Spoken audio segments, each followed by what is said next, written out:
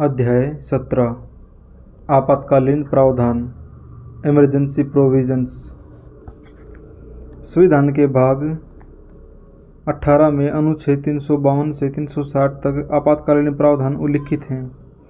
ये प्रावधान केंद्र को किसी भी असामान्य स्थिति से प्रभावी रूप से निपटने में सक्षम बनाते हैं। संविधान में इन प्रावधानों को जोड़ने का उद्देश्य देश की संप्रभुता, एकता, अखंडता, लोकतांत्रिक राजनीतिक व्यवस्था तथा संविधान की सुरक्षा करना है। आपातकालीन स्थिति में केंद्र सरकार सर्वशक्तिमान हो जाता है तथा सभी राज्य केंद्र के पूर्ण नियंत्रण में आ जाते हैं। ये संविधान में औपचारिक संशोधन किए बिना ही संघीय ढांचे को एकात्मक ढांचे में परिवर्तित कर देते हैं। सामान्य समय में राजनीतिक व्यवस्था का संघीय स्वरूप से आपातकाल में एकात्मक स्वरूप में इस प्रकार का परिवर्तन भारतीय संविधान की अद्वितीय विशेषता है। इस परिप्रेक्ष्य में डॉक्टर बी.आर. अम्बेडकर ने संविधान सभा में कहा था कि अमेरिका सहित सभी संघीय व्यवस्थाएं संघवाद के एक कड़े रूप स्वरूप में हैं। किसी भी परिस्थिति में ये अपना स्वरूप और आकार परिवर्तित नहीं कर सकते। दूसरी ओर भारत का संविधान समय एवं परिस्थिति के अनुसार एकात्मक व संघीय दोनों प्रकार का हो सकता है। यह इस प्रकार निर्मित किया गया है कि सामान्यतः यह संघीय व्यवस्था के अनुरूप कार्य करता है, परंतु आपातकाल में यह एकात्मक व्यवस्था के रूप में कार्य करता है। संविधान में 3 प्रकार के आपातकाल को निर्दिष्ट किया गया है। 1. युद्ध, बाह्य आक्रमण और सशस्त्र विद्रोह के कारण आपातकाल को राष्ट्रीय आपातकाल के नाम से जाना जाता है, अनुच्छेद 352। किंतु संविधान ने इस प्रकार के आपातकाल के लिए आपातकाल की घोषणा वाक्य का प्रयोग किया है। 2. राज्यों में संवैधानिक तंत्र की विफलता के कारण आपातकाल को राष्ट्रपति शासन, अनुच्छेद 356 के नाम से जाना जाता है।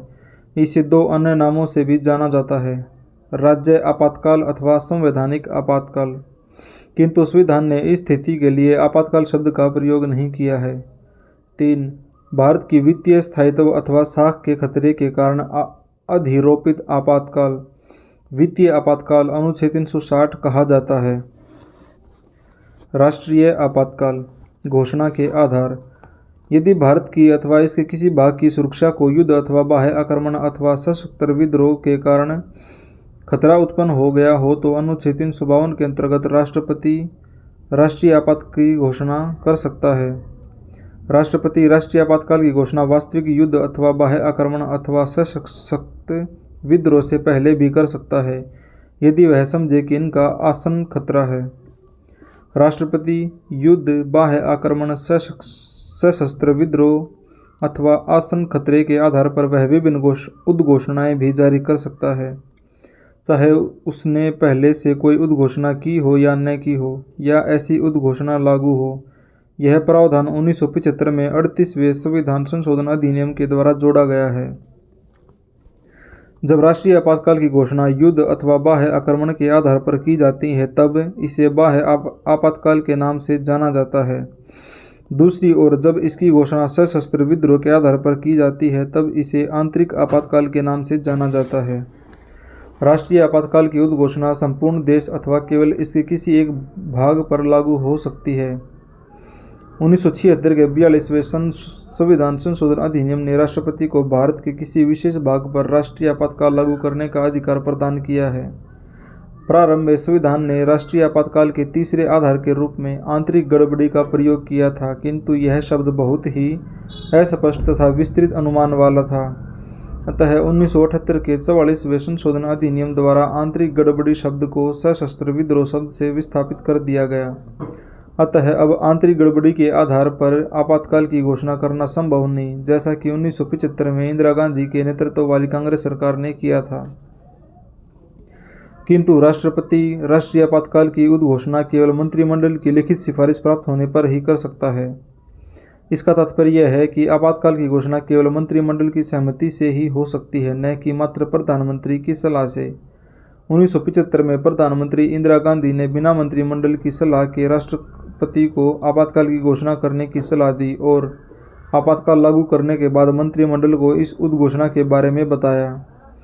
1978 के 44वें संशोधन अधिनियम ने प्रधानमंत्री के इस संदर्भ में अकेले बात करने और निर्णय लेने की संभावना को समाप्त करने के लिए इस सुरक्षा का परिचय दिया है। 1975 के 38वें संशोधन अधिनियम ने राष्ट्रीय आपातकाल की घोषणा न्यायिक समीक्षा की परिधि से बाहर रखा था, किंतु इस प्रावधान को 1978 के 44वें संशोधन अधिनियम द्वारा समाप्त कर दिया गया। इसके अतिरिक्त मिनर्वा मिल्स मामले 1980 में उच्चतम न्यायालय ने कहा था कि राष्ट्रीय आपातकाल की उद्घोषणा को अथवा इस आधार पर की घोषणा को वह पूरी तरह बाह्य प्रभाव तथा असंबद्ध तथ्यों पर या विवेक शून्य या हठधर्मिता के आधार पर की गई हो तो अदालत में चुनौती दी जा सकती है। संसदीय अनुमोदन तथा समयावधि। संसद के दोनों सदनों द्वारा आपातकाल की उद्घोषणा जारी होने के 1 माह के भीतर अनुमोदित होनी आवश्यक है। प्रारंभ में संसद द्वारा अनुमोदन के लिए दी गई समय सीमा 2 माह थी, किंतु 1978 के 44वें संशोधन अधिनियम द्वारा इसे घटा दिया गया। किंतु आपातकाल की उद्घोषणा ऐसे समय होती है जब लोकसभा का विघटन हो गया हो अथवा लोकसभा का विघटन 1 माह के समय में बिना उद्घोषण के अनुमोदन के हो गया हो। तब उद्घोषणा लोकसभा के पुनर्गठन के बाद पहली बैठक से 30 दिनों तक जारी रहेगी, जबकि इस बीच राज्यसभा द्वारा इसका अनुमोदन कर दिया गया हो। यदि संसद के दोनों सदनों से इसका अनुमोदन हो गया हो तो आपातकाल 6 माह तक जारी रहेगा तथा प्रत्येक 6 माह में संसद के अनुमोदन से इसे अनंत काल तक बढ़ाया जा सकता है। आवधिक संसदीय अनुमोदन का यह प्रावधान भी 1978 के 44वें संशोधन अधिनियम द्वारा जोड़ा गया है। इसके पहले आपातकाल एक बार संसद द्वारा अनुमोदन के पश्चात मंत्रिमंडल की इच्छानुसार प्रभावी रह सकता था, किंतु यदि लोकसभा का विघटन 6 माह की अवधि में आपातकाल को जारी रखने के लिए अनुमोदन के बिना हो जाता है, तब उद्घोषणा लोकसभा के पुनर्गठन के बाद पहली बैठक से 30 दिनों तक जारी रहती है, जबकि इस बीच राज्यसभा ने इसके जारी रहने का अनुमोदन कर दिया हो। आपातकाल की उद्घोषणा अथवा इसके जारी रहने का प्रत्येक प्रस्ताव संसद के दोनों सदनों द्वारा विशेष बहुमत से पारित होना चाहिए, जो कि है 1. उस सदन के कुल सदस्यों का बहुमत, 2. उस सदन में उपस्थित तथा मतदान करने वाले सदस्यों का 2/3 बहुमत। इस विशेष बहुमत का प्रावधान 1978 के 44वें संशोधन अधिनियम द्वारा किया गया। इससे पूर्व ऐसा प्रस्ताव संसद के साधारण बहुमत द्वारा पारित हो गया था। उद्घोषणा की समाप्ति। राष्ट्रपति द्वारा आपातकाल की उद्घोषणा किसी भी समय एक दूसरी उद्घोषणा से समाप्त की जा सकती है। ऐसी उद्घोषणा को संसदीय अनुमोदन की आवश्यकता नहीं होती। इसके अतिरिक्त राष्ट्रपति को ऐसी उद्घोषणा को समाप्त कर देना आवश्यक है जब लोकसभा इसके जारी रहने के अनुमोदन का प्रस्ताव निरस्त कर दे। यह सुरक्षा उपाय भी 1978 के 44वें संशोधन अधिनियम द्वारा पेश किया गया था।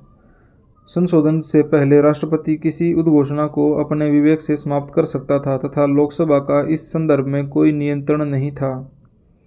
1978 के 44वें संशोधन अधिनियम ने यह व्यवस्था भी की है कि यदि लोकसभा की कुल सदस्य संख्या के 1/10 सदस्य स्पीकर को अथवा राष्ट्रपति को लिखित रूप से नोटिस दें तो 14 दिन के अंदर उद्घोषणा के जारी रहने के प्रस्ताव को अस्वीकार करने के लिए संसद की विशेष बैठक विचार विमर्श के उद्देश्य से बुलाई जा सकती है। उद्घोषणा को अस्वीकार करने का प्रस्ताव उद्घोषणा के जारी रहने के अनुमोदन के प्रस्ताव से निम्न 2 तरह से भिन्न होता है। 1. पहला केवल लोकसभा से ही पारित होना आवश्यक है, जबकि दूसरे को संसद के दोनों सदनों से पारित होने की आवश्यकता है। 2. पहले को केवल साधारण बहुमत से स्वीकार किया जाता है, जबकि दूसरे को विशेष बहुमत से स्वीकार किया जाता है। राष्ट्रीय आपातकाल के प्रभाव। आपात की उद्घोषणा के राजनीतिक तंत्र पर तीव्र तथा दूरगामी प्रभाव होते हैं। इन परिणामों को निम्न 3 वर्गों में रखा जा सकता है। 1. केंद्र राज्य संबंधों पर प्रभाव। 2. लोकसभा तथा राज्यसभा के कार्यकाल पर प्रभाव तथा 3. मौलिक अधिकारों पर प्रभाव। केंद्र राज्य संबंधों पर प्रभाव। जब आपातकाल की उद्घोषणा लागू होती है तब केंद्र राज्य के सामान्य संबंधों में मूलभूत परिवर्तन होते हैं। इनका अध्ययन 3 शीर्षकों के अंतर्गत किया जा सकता है: कार्यपालक, विधायी तथा वित्तीय। कार्यपालक। राष्ट्रीय आपातकाल के समय केंद्र की कार्यपालक शक्तियों का विस्तार राज्यों को उसकी कार्यपालक शक्तियों के प्रयोग के तरीकों के संबंध में निर्देश देने तक हो जाता है। सामान्य समय में केंद्र राज्यों को केवल कुछ विशेष विषयों पर ही कार्यकारी निर्देश दे सकता है, किंतु राष्ट्रीय आपातकाल के समय केंद्र को किसी राज्य को किसी भी विषय पर कार्यकारी निर्देश देने की शक्ति प्राप्त हो जाती है। अतः राज्य सरकारें केंद्र के पूर्ण नियंत्रण में हो जाती हैं, यद्यपि उन्हें निलंबित नहीं किया जा सकता।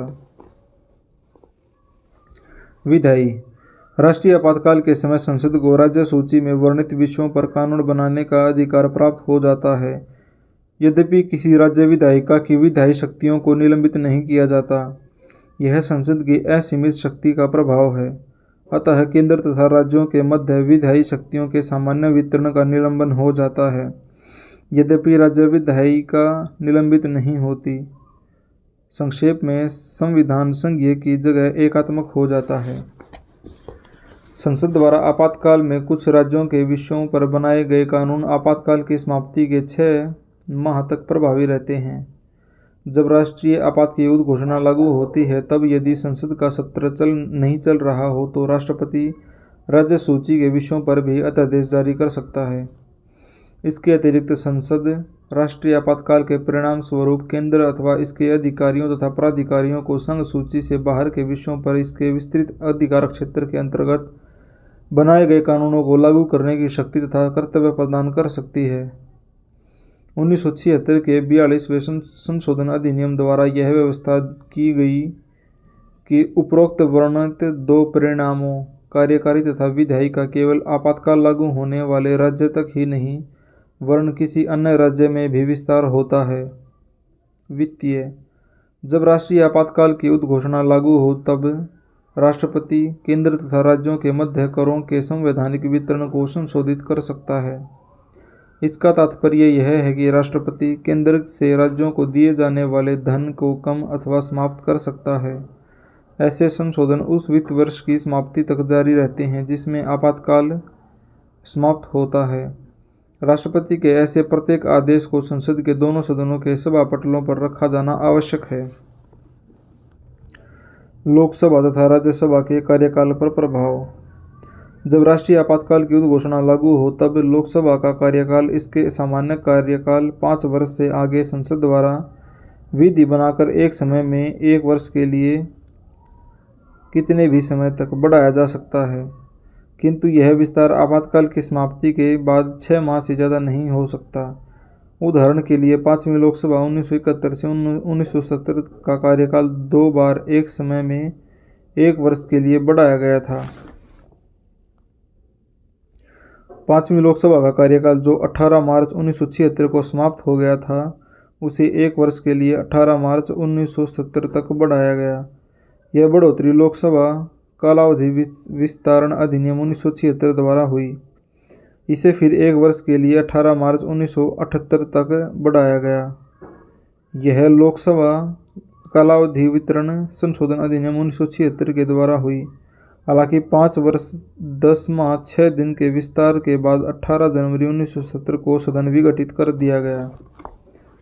इसी प्रकार राष्ट्रीय आपात के समय संसद किसी राज्य विधानसभा का कार्यकाल 5 वर्ष प्रत्येक बार 1 वर्ष के लिए कितने भी समय तक बढ़ा सकती है, जो कि आपातकाल की समाप्ति के बाद अधिकतम 6 माह तक ही रहता है।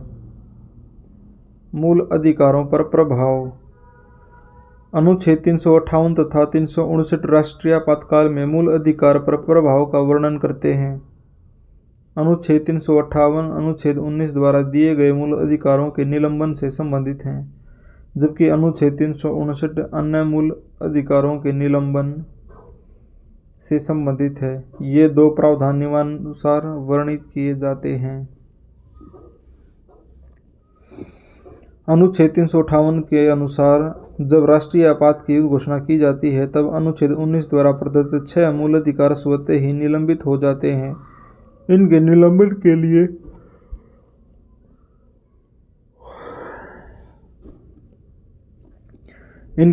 के लिए किसी अलग आदेश की आवश्यकता नहीं होती है। जब राष्ट्रीय आपातकाल की उद्घोषणा लागू होती है तब राज्य अनुच्छेद 19 द्वारा लगाए गए प्रतिबंधों से स्वतंत्र होता है। दूसरे शब्दों में राज्य अनुच्छेद 19 द्वारा प्रदत्त 6 मूल अधिकारों को कम करने अथवा हटाने के लिए कानून बना सकता है अथवा कोई कार्यकारी निर्णय ले सकता है। ऐसे का किसी कानून अथवा किस कार्य को इस आधार पर कि यह अनुच्छेद 19 द्वारा प्रदत्त 6 मूल अधिकारों का उल्लंघन है, चुनौती नहीं दी जा सकती। जब राष्ट्रीय का आपातकाल समाप्त हो जाता है, अनुच्छेद 19 स्वतः पुनर्जीवित हो जाता है तथा प्रभाव में आ जाता है। आपातकाल के बाद अनुच्छेद 19 के विपरीत बना कोई कानून अप्रभावी हो जाता है, किंतु आपातकाल के समय हुई किसी चीज़ का प्रतिकार भरपाई नहीं होता, यहाँ तक कि आपातकाल के बाद भी। इसका तात्पर्य है कि आपातकाल में किए गए विधायी तथा कार्यकारी निर्णयों को आपातकाल के बाद भी चुनौती नहीं दी जा सकती। 1978 के 44वें संशोधन अधिनियम ने अनुच्छेद 358 की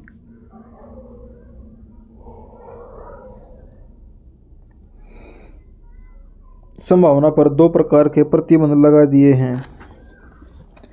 यह प्रथम, अनुच्छेद 19 द्वारा प्रदत्त 6 मूल अधिकारों को युद्ध अथवा बाह्य आक्रमण के आधार पर घोषित आपातकाल में ही निलंबित किया जा सकता है, न कि सशस्त्र विद्रोह के आधार पर। दूसरे, केवल उन विधियों को जो आपातकाल से संबंधित हैं चुनौती नहीं दी जा सकती तथा ऐसी विधियों के अंतर्गत दिए गए कार्यकारिणी निर्णयों को भी चुनौती नहीं दी जा सकती है। अन्य मूल अधिकारों का निलंबन। अनुच्छेद 359 राष्ट्रपति को आपातकाल के मूल अधिकारों को लागू करने के लिए न्यायालय में जाने के अधिकार को निलंबित करने के लिए अधिकृत करता है। अतः 359 के अंतर्गत मूल अधिकार नहीं अपितु उनका लागू होना निलंबित है। वास्तविक रूप में ये अधिकार जीवित रहते हैं, केवल इनके तहत उपचार निलंबित होता है। यह निलंबन उन्हीं मूल अधिकारों से संबंधित होता है जो राष्ट्रपति के आदेश में वर्णित होते हैं। इसके अतिरिक्त यह निलंबन आपातकाल की अवधि अथवा आदेश में वर्णित अल्पावधि हेतु लागू हो सकते हैं और निलंबन का आदेश पूरे देश अथवा किसी भाग पर लागू किया जा सकता है। इसे संसद की मंजूरी के लिए प्रत्येक सदन में प्रस्तुत करना होता है। जब राष्ट्रपति का आदेश प्रभावी रहता है तो राज्य उस मूल अधिकार को रोकने व हटाने के लिए कोई भी विधि बना सकता है या कार्यकारी कदम उठा सकता है। ऐसी किसी भी विधि या कार्य को इस आधार पर चुनौती नहीं दी जा सकती कि यह संबंधित मूल अधिकार के साम्य नहीं रखता है। ऐसे किसी आदेश की अवधि समाप्त होने पर संबंधित विधि को मूल अधिकार के समान ही समाप्त माना जाएगा, परंतु इस आदेश के दौरान बनाई गई विधि के अंतर्गत किए गए कार्य का इस आदेश के समाप्त होने के बाद कोई उपचार उपलब्ध नहीं होगा। इसका अर्थ है कि आदेश के प्रभाव में किए गए विधायी व कार्यकारी कार्यों को आदेश समाप्ति के उपरांत चुनौती नहीं दी जा सकती।